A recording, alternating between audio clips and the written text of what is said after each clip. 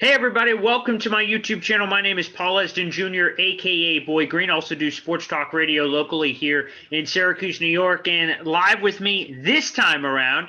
And we're going to be doing this series talking about a lot of the different quarterbacks. We sat down with BYU offensive coordinator and quarterback Coach Roderick earlier. That's also on the channel. Now time to talk Justin Fields. And to do that, we bring in Bill Landis. He covers all things Ohio State for The Athletic, and I've been waiting to dive in on this one. I know we've gotten a lot of Jet fans saying, what about Justin Fields? Well, now's the time to find out. We go to Bill Landis. Bill, thanks for joining us, man. Yeah, appreciate you having me on. Excited to talk about Justin. Yeah, so let's dive right in. Again, folks, make sure you hit that subscribe button and hit a thumbs up on this video. We'd appreciate it. And as I said there, Bill, to kind of lead us in, the point of this video and other videos like this that we're going to be doing is giving Jet fans a better scope of all the top quarterbacks available. They do have the number 2 pick in this draft, and they will have their choice of anyone not named Trevor Lawrence, and that obviously does include Justin Fields. So I want to start back all the way at the beginning. And speaking of Trevor Lawrence, that's an interesting place to start. A lot of people that I've talked to have said from the very beginning, it's been 1A and 1B with Justin Fields and Trevor Lawrence back from the earliest recruiting days. And if that's from what I understand, was it really that close if we're going back to them as prospects heading into the college ranks? Yeah, I think it was. If you were to look at all of the recruiting services, I think all of them had Trevor number 1, and Justin was number 2, sort of right behind him. But I've talked to a few recruiting analysts about what it was like back then evaluating both guys, and there are some that will tell you that they thought Justin was the better prospect coming out of high school. Trevor played, I believe Trevor played all 4 years. He was a varsity starter all 4 years at Cartersville, and Justin was the starter for 3 years at Harrison. So Trevor had played at least one more full season of high school varsity football than Justin did. But Justin kind of exploded onto the scene, I would say, probably after his junior year. I think people knew who he was before then, but the summer between his junior and senior year, he really exploded, and he went to the opening, the national kind of high school recruiting camp, and the Elite 11, which is just for quarterbacks. And he and Trevor were both there, and Justin was the one who ended up winning MVP. Now it's 7-on-7. They're not in pads, like it's not 11-on-11 tackle football, but it's a reasonable facsimile, I think, of football. And you learn something about the kind of prospect, the kind of player that a guy is. And Justin really impressed a lot of people when he was out there at the Elite 11 and the opening, not only with his play, but I think also with his personality.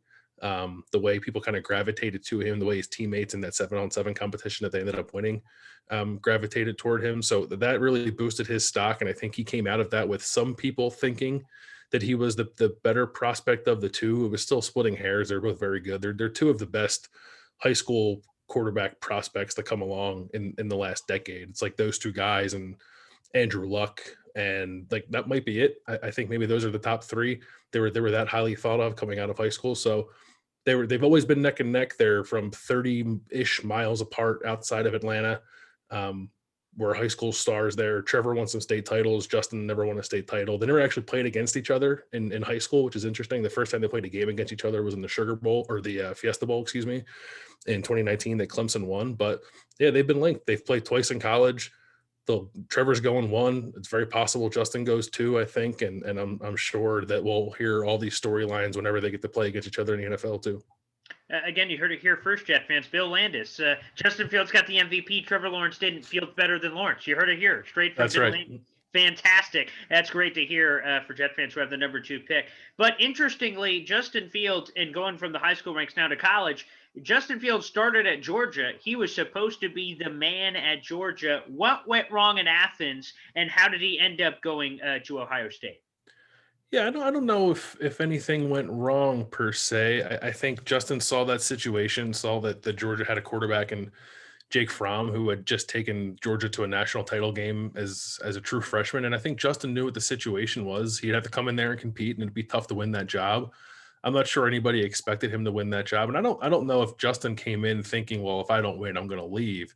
And Kirby Smart, the head coach of Georgia, has gotten a lot of criticism. I think some of it fair, some of it unfair with how he handled all of that. But if you kind of look at the way that Justin was used in the 1 year he was at Georgia, he did get into some games. They tried to make him part of the plan, but they never really let him throw the ball. He had very limited passing attempts. They did like some gadget stuff with him, or they put him in garbage time, and they had a ill-designed fake punt, I think it was, in the SEC title game, where it was very telegraphed that the ball was going to Justin and the play didn't work out. And that was sort of like the last thing I think people remember about Justin in a Georgia uniform, unfortunately. So maybe with hindsight, Justin wouldn't have gone there. He would have gone someplace where he could have started right away. But I also think that he would tell you that he learned a lot in that year. And he's talked about that too. Like he was the man coming out of high school, like a lot of these guys are. And he ended up getting humbled a little bit because he couldn't win that job. And it led him to Ohio State, and it worked out for him. But yeah, I think with the benefit of hindsight, maybe he would have chosen to go somewhere else. Again, we're speaking with Bill Landis, who covers all things Ohio State for The Athletic. He's joining us here on YouTube, youtube.com/boygreen25. And speaking of Ohio State, we're going to go through the entire Justin Fields story here, but there's a stigma with these Ohio State quarterbacks coming out that, they're not going to have the success in the pros. You go through the guys like Troy Smith, Dwayne Haskins, Cardale Jones. I mean, you know the names. I don't have to run through it for you, Bill. But why is Justin Fields different from that group, and make the case for Jet fans? Why do you believe ultimately he could be successful in the NFL in places, quite frankly, that his, fellas that follow behind him didn't? Yeah, I think if you're analyzing college quarterbacks that way, it's flawed. I think flawed logic. It is true that it's kind of remarkable, actually, that Ohio State's never really had a legitimate starting quarterback in the NFL, let alone one that's had any sort of modicum of success. They really haven't had it. Terrell Pryor for a little bit, maybe, but that's kind of it, at least in the last 20, 30 years. But there's different coaches over different eras of Ohio State football. Like the reasons that Troy Smith didn't work out as an NFL quarterback don't have anything to do with Justin Fields, who played at Ohio State 15 years after Troy Smith did, or whatever it was. The different head coach, different offensive coordinator, different offense entirely. There is some overlap with the offense, I think, with Justin and Dwayne Haskins. And I know that Dwayne Haskins' NFL career has not gotten off to the best start. So if you wanted to lump those two together, I suppose you have a little more ground to stand on. But even then, I wouldn't really do that, because if you watch closely the offense that Dwayne was in 2018, it's very different from the offense that Justin played in the last 2 years. Ryan Day was the offensive coordinator for Dwayne Haskins in 2018. He was the head coach for Justin Fields in 2019 and 2020. And when he became the head coach, he kind of tweaked the offense a little bit. So even that, I don't think they're comparable. So making the case for Justin, I guess it depends on what you value in a quarterback. I think anyway, I think he is like the combination of all the best traits of some of those guys that you mentioned. Troy had a really strong arm, accurate passer. Cardale Jones just had a cannon attached to his shoulder, could really throw it down the field. Braxton Miller was not an NFL quarterback because he had it injured, but I think Justin has some of his sort of escapability and agility. So he's, I don't want to say he's the complete quarterback prospect, because I don't think anybody is coming out of college. All these guys have room to develop, but these knocks of, well, Justin's coming out of Ohio State and they haven't had a good quarterback in the NFL, like they don't make any sense to me. Like before Deshaun Watson did Clemson, unless I'm forgetting somebody. Like I just don't know why you'd hold that against the kid. Either you watch him play and you think he's good, or you don't, but I don't know why you would hold it against him, whatever helmet he's wearing in college. And I think Jordan Reed of the Draft Network articulated it beautifully back in November. He wrote an article about, again, scouting the player, not the helmet. Sometimes that could be hard for people as well. Now, let's just get into some interesting dialogue here, because, I thought Justin Fields, it seemed like a foregone conclusion that he was going to be a top 5 pick. It's even since his high school days, and same thing for Trevor Lawrence being number 1. But interestingly enough, some random kid named Zach Wilson of BYU suddenly has taken the pole position here from one Justin Fields. There are other people that are Trey Lance fans out there as well. So I want to dive in on Justin Fields here. How did this man lose it? And the open dialogue I also want to have is, and I want your opinion, you could just smack me and say I'm wrong here, is that Justin Fields, for better or for worse, has been in the national spotlight. We've seen, and fans collectively have seen, more games of Justin Fields and Zach Wilson because BYU isn't on national television left and right. Justin Fields has been, the college football playoff. You could go into a lot of things. Are people intrigued by door number 2? And what I mean by that, Bill, is we know who Justin Fields is, a lot of the good, a lot of the bad, a lot of the both. For Zach Wilson, we don't know what everything is, because I don't think the common fan has seen everything of Zach Wilson. They're like, ooh, potential. What could he be? What is behind door number 2? And fans almost want door number 2 just because you never know what that can be. What can be in the box? A boat could be in the box. What is in the box? So is there anything to that dialogue? I think absolutely, and I think your analogy there is kind of spot on. Like it's maybe people watch the BYU Coastal Carolina game. I highly doubt that the common fan, like, as you labeled it, watched much of Zach Wilson this year. I don't think BYU was on television all that often, and when they were on at like 10 o'clock at night Eastern time.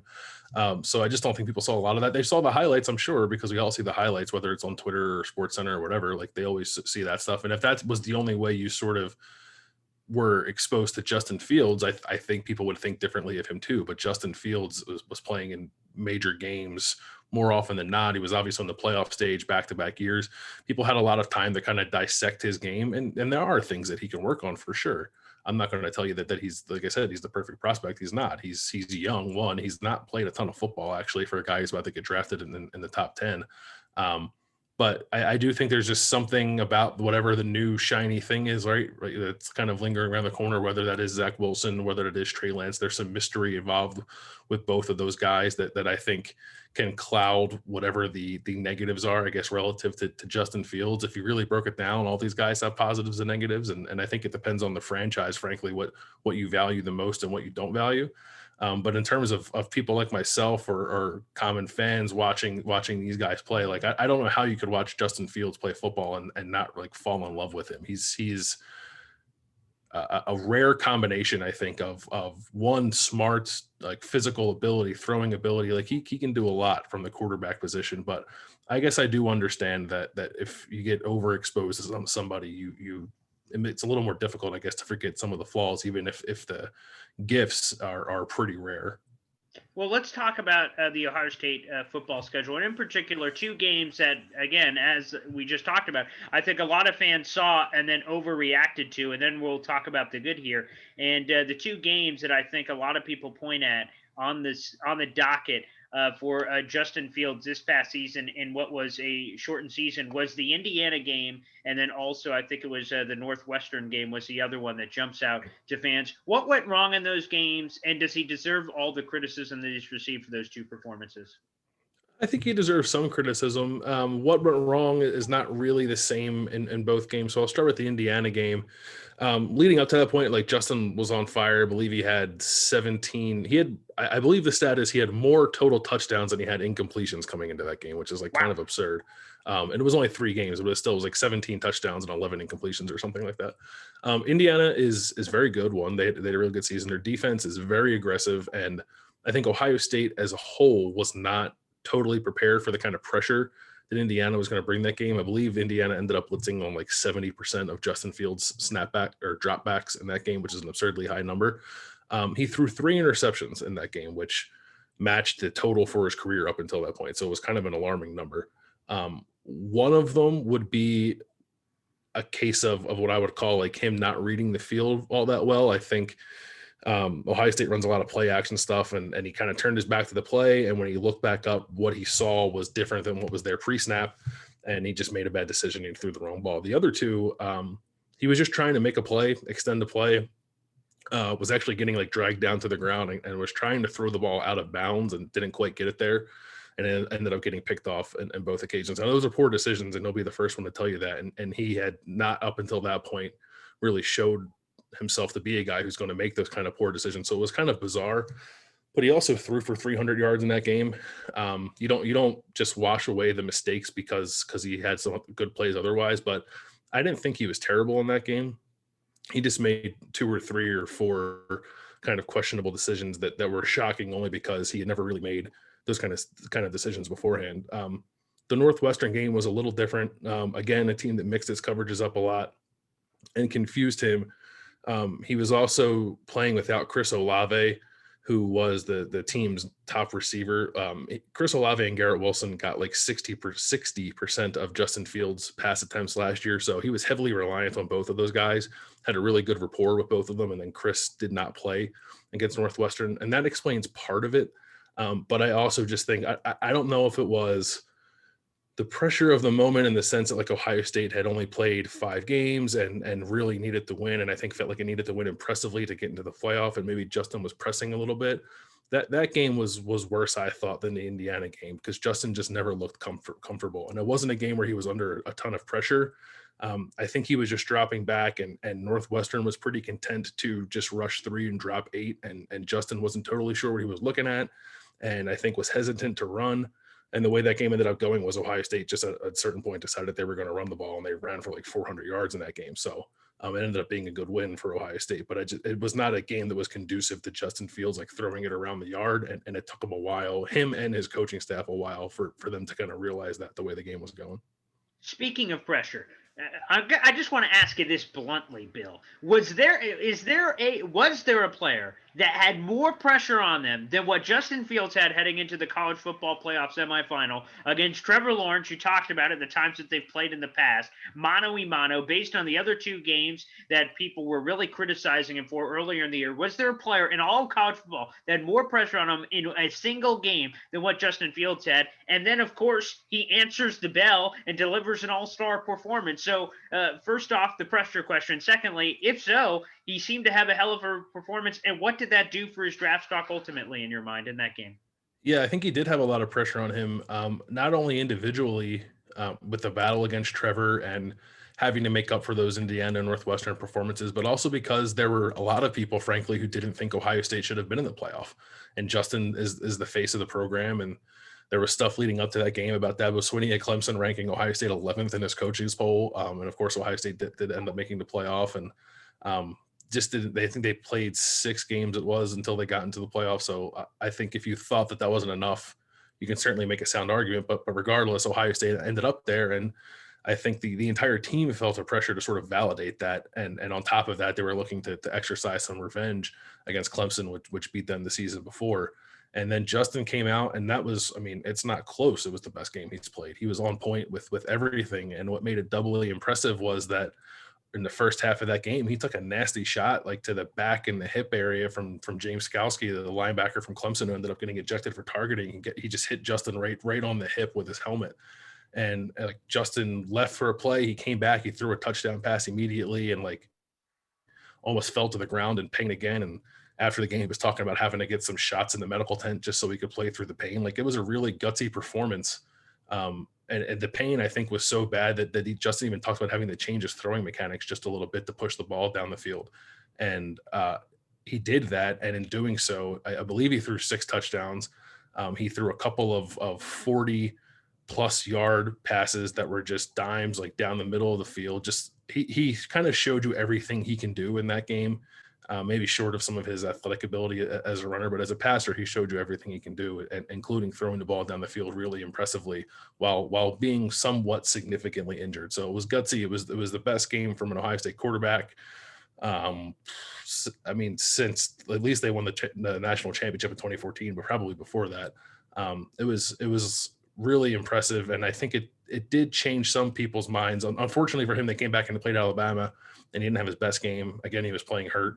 And that was kind of a bad matchup for Ohio State. But I do think that Clemson game, if you want to fall in love with Justin Fields, like, put the Clemson game on. And I think that would do a lot to quell any fears you might have about drafting him into the NFL. Oh, there you go. Jet fans, watch that tape. Watch the tape over and over again. Again, Bill Landis covers all things Ohio State, joining us here on YouTube. And I want to bring up a criticism that I've heard of Justin Fields. And I'm going to bring up this. I have this article pulled up, and it's from For the Win. And the title of the article is "Justin Fields is the latest black quarterback to get hit with the useless, quote, one read label." This article by Stephen Rees, a great piece on For the Win, and basically saying that the quote unquote lazy criticism thrown out of Justin Fields is he cannot read a defense. And throughout the tape of Justin Fields during his time at Ohio State, anytime that he was asked to look beyond his first read, he struggled and made issues. That isn't from Maurice. He's just questioning that criticism. Right. But is that criticism warranted? And also, if not, is that just a lazy criticism that gets thrown at Justin Fields? And apparently, several of the black quarterbacks here in the latest in the 21st century. Yeah, I think it is a little bit of lazy analysis. It's kind of an easy trope to fall back into, the fact that maybe black quarterbacks aren't as, quote, cerebral, as white quarterbacks. And you can go back and find, I think, numerous examples of players being analyzed that way. Is it fair?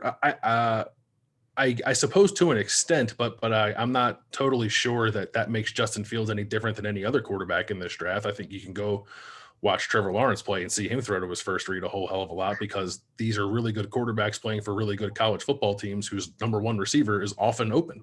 So they're going to throw to that guy quite a bit. But the idea that Justin Fields didn't make progressions, didn't come off of his first receiver is frankly just wrong.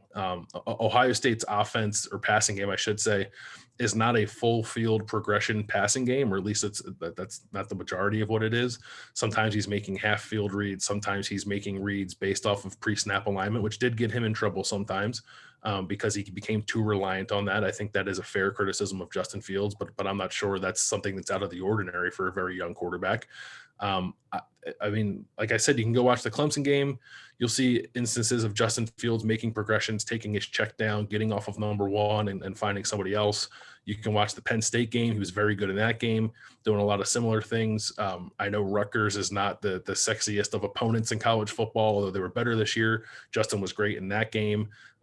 So I guess it's fair on some level that he needs to continue to develop and grow as a player who sees the entire field and makes some better reads. But like I said, I think you can go watch Trevor Lawrence play some games. You can watch him against Ohio State even in the Sugar Bowl this past year, and I think you'll come away saying some of the same things.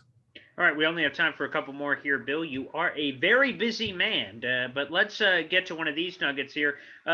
And I want to ask you this: is Justin Fields a dual threat quarterback? Because in today's game, it seems like almost guys like Mac Jones are almost slighted, which is crazy because 20, 30 years ago, all you could do is be a pocket passer. That's what you were supposed to be. If you're anything else, there was question marks. Now the roles have reversed. If you're not a dual threat guy, all you could do is pocket pass. That's it. So What about Justin? First off, that's just wild. So you can feel free to comment on that. And then secondly, is Justin Fields a dual threat guy? Is that what an NFL team will be getting if they draft him? Yeah, I will say Mac Jones is not a dual threat guy, but he's got a quick release, and he seems to process things pretty quickly. So I think he can make up for that even if he has a lack of foot speed. Although he did run the ball quite well a few times against Ohio State in the national championship. Justin Fields is definitely a dual threat. If you look at his rushing numbers at Ohio State, they don't really jump off the page at you, but Ryan Day, the head coach, did not run his quarterback a whole lot. If Justin Fields would have played in an Urban Meyer offense, he would have had a ton of rushing attempts, rushing yards, I think rushing touchdowns. He was kind of more just like a red zone run threat, situational, I think, when games got close, which didn't happen a ton at Ohio State because they were so much better often than the team they were playing. But there's enough film of Justin Fields. One is just an open field runner. Like I think he's probably faster than people realize. There's some things out there that say he runs a 4.3. He doesn't run a 4.3, but he is very fast for a guy who's every bit of 6'2", 6'3", 220, 230 pounds. Like he's a big guy and he moves really well for being that size. But the thing I think that makes Justin Fields special, and it is related to his athletic ability, is how he extends plays, how he maneuvers in the pocket, how he throws on the run, how he can throw from different arm angles. And I do think more and more we're seeing that in the NFL, right? That's a coveted trait. Can you get out of the pocket, extend plays, throw the ball down the field with your body contorted in weird ways, kind of like Pat Mahomes does. We see Deshaun Watson do it. So I think Justin Fields does have that and has that at a high level. And I think that's the kind of thing, if you're like looking for separators between maybe Justin, Trey Lance, and Zach Wilson or Mac Jones, whoever else gets in that conversation, I think that's it for Justin. His ability to make plays on the move and be creative when things break down, he does that at a very high level. Although you said if he was in an Urban Meyer offense, maybe we could see it. I mean, the Jaguars do have the number one pick and one Urban Meyer. That's true. I'm not trying to connect dots here, but I see what you're saying. I got you, Bill. Two more quickies before we get you out of here. Firstly, fans love it. I'm sure you hate doing it, but nonetheless, I'll ask you the question anyway. Pro player comp for Justin Fields. Who's the guy? Fans love those labels, man. Cam Newton was thrown around, I think, when Justin was younger, but he's just not as big. Like Cam was he like 6'5"? Like he's a freak. 250 or something. Just the way he's built, it's like people aren't built like Cam Newton. So I think Justin kind of might play the game a little similarly, but he's not built in quite the same way. Maybe like Dak Prescott, I think could be a good comp for Justin Fields. I've also seen people toss around Russell Wilson, but I don't think that Justin's arm is quite on the same level as Russell Wilson's. But I think Dak Prescott might end up being maybe the closest comp to Justin in terms of He can make all the throws. He's got a strong enough arm. I don't think it's the strongest arm you'll ever see. I do think he's more accurate than he gets credit for, and like I said, can make plays on the move. I think in a similar way to Dak, and I also think personality wise they're kind of similar too, just in the way they have a way of getting people to gravitate toward them without sort of having to do a whole lot. They just sort of emanate this confidence about them that I think people are really drawn to. And that's tantalizing. Bill, before we get you out of here, I noticed on Twitter your handle is at Bill Landis 25. What is the significance of 25?